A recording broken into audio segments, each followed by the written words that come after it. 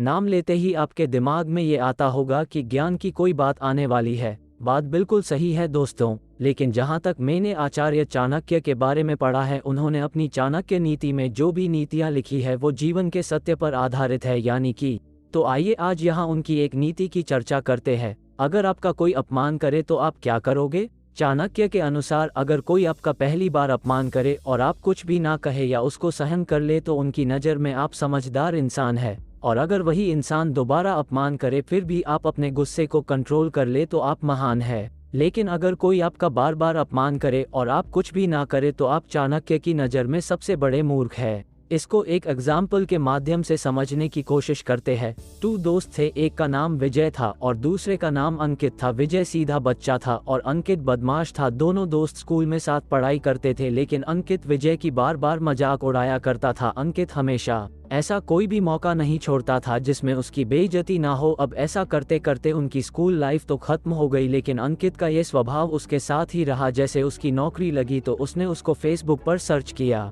अंततः उसको विजय का नंबर मिल गया और उसको मैसेज किया, हेलो लूजर, आजकल तुम कहाँ हो? मेरे हिसाब से तुम कोई चाय की दुकान चला रहे होंगे। बहुत ही जल्द मैं तुमसे तुम्हारी चाय की दुकान में मिलूंगा और हम खूब सारी बातें करेंगे। ये सुनकर विजय भी थोड़ा सा गुस्से में हुआ, लेकिन उसने अपनी प्रतिक्रिया को रोक लिया और उसको नज़रअंदाज करते हुए उस बात को भूल गया। शादी होने के बाद थोड़ा अंकित का आत्मविश्वास बढ़ने लगा। उसने एक बार फिर से विजय को फ़ोन किया कि आजकल तुम कहाँ हो, या ऐसे ही चाय की दुकान चलाकर अपनी जिंदगी बिता दोगे? विजय ने इस बार भी कोई जवाब नहीं दिया।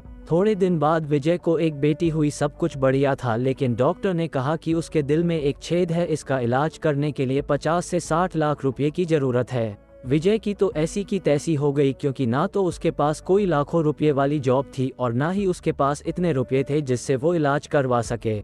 मतलब कुल मिलाकर विजय के बस की बात नहीं थी। उसने डॉक्टर को मना कर दिया कि उससे ये सब व्यवस्था नहीं हो पाएगी। लेकिन अचानक एक दूसरे डॉक्टर ने केस को गंभीर मानते हुए ऑपरेशन फ्री में कर दिया और अंकित को ये सुनकर बहुत खुशी हुई और इंतजार करने लगा कि कब ऑपरेशन खत्म होगा और कब वह अपनी बच्ची एवं उस डॉक्टर से मिल पाएगा।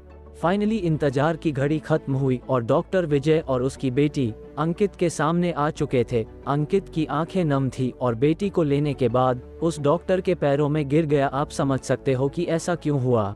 जिस डॉक्टर ने ऑपरेशन किया था वह डॉक्टर विजय था, वही जिसका विजय पूरी जिंदगी मजाक उड़ाया करता था। अंकित ने पैरों में गिरकर माफी मांगी, क्योंकि वो शर्मिंदा है अपनी हरकतों की ऊपर कि उसने जिस दोस्त की इतनी मजाक उड़ाई है वो आज काबिल है। उसने उस दोस्त की मदद की है जिसने हमेशा उसकी मजाक उड़ाई। उसने कहा कि विजय मुझे माफ कर दो, मैं तुम्हारा एहसान नहीं भूल पाऊंगा। लेकिन दोस्त ऐसा नहीं है, यह मेरा फर्ज था और दोस्त होने के नाते मैंने तुम्हारे साथ ऐसा किया। लेकिन जब अंकित ने पूछा कि जब तुम्हारे साथ इतना बुरा होता है तो तुम क्या करते हो, तो विजय ने जवाब दिया कि जब तुम मेरी मजाक उड़ाया करते थे तब मैं हमेशा सकारात्मक नजरिए से अपने गुस्से को सही दिशा दिया करता था, और आज तुम्हारे दिलाए गुस्से की वजह से ही मैं इतना बड़ा बन पाया हूँ कि मैंने अपने गुस्से को सही दिशा देना सीख लिया है। दोस्तों, कुछ लोग नेगेटिविटी में भी पॉजिटिविटी ढूंढ लेते हैं और कुछ लोग नेगेटिविटी को हमेशा ब्लेम करते रहते हैं। आशा करता हूं कि आपको इन बातों का मर्म समझ में आया होगा, और अगर चाणक्य नीति को आप अपने जीवन में उतारते हो तो यकीनन आप भी एक दिन उस मुकाम को हासिल कर पाओगे जहां पर आप जाना चाहते हैं। अगर आप आचार्य